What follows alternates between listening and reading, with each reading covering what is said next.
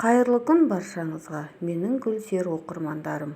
Мен сіздерге бүгін үй жағдайында гүлдерге тыңайтқышты қолданатынымызды бөлісе кетейін. Бүгінгі видеода кез келген гүлге қолдануға болатын екі тыңайтқышпен бөлісетін боламын. Осындай ыдысқа, яғни 1 литр ыдысқа үйдегі тыңайтылған суды, яғни тұндырылған суды алып, оған қайнап тұрған суды араластырып, жылы болу керек су, яғни нан ашытқан кезде судың жылулығы қалай болса, сол секілді жылылау болу керек су. Осы дайындаған суымызға үйдегі барлықтарыңыз қолданып жүрген ашытқы, яғни дрожждың 1 қасығын салып, осы суға жақсылап араластырамыз.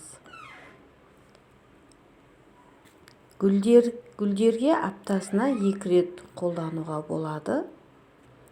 Дрожжды салып жақсылап араластырып, бұған және үйдегі барлығыңыз білесіздер, тәтті, яғни қант, глюкоза негізінде гүлдерге өте керемет.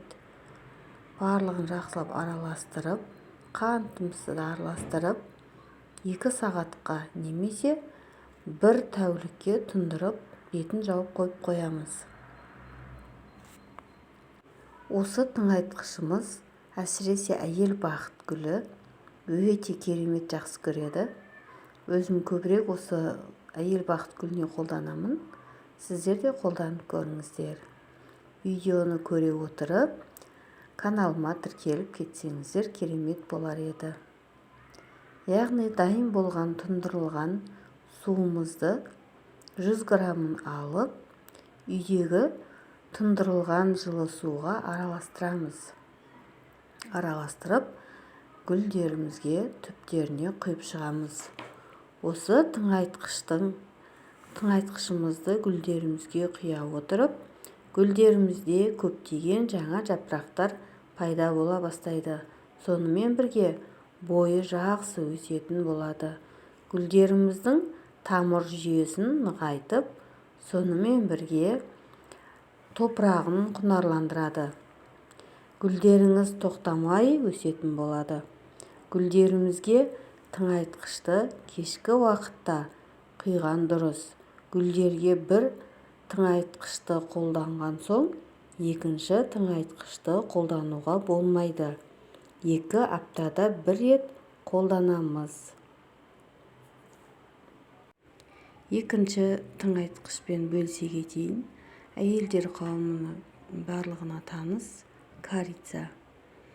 Корица гүлдерге өте керемет күш береді, яғни жапырақтарын құнарландырады, сабақтарын қатайтады, алдын ала зиянкестерден сақтайды. Яғни шіріген тамырларын көрген болсаңыз, корицаны қолдансаңыз болады. Яғни шіріген тамырларын қырқып тастап, корицаны 1 чайны ложка жылы суға жақсылап араластырып, жарты сағат немесе 1 сағат тамырын сол корица араласқан суға салып қоятын боламыз. Шіріген тамырлардың алдын ала алады. Сосын жақсылап отырғызып, 2 күннен кейін тыңайтқыштарыңызды бере берсеңіздер болады. Осы әйел бақыт гүліне мен корицаны жарты чайный ложка салып егетін боламын. Яғни тамырларын шірігенін алдын алады. Осы әдісті де қолданып көрсеңіздер болады. Мен суға қосып құймадым бұны. Өзі топырағы, тамыры жақсы болғандықтан алдын ала, зиянкестерден алдын ала сақтау үшін осылай қолдандым. Сіздер де қолданып көрсеңіздер болады.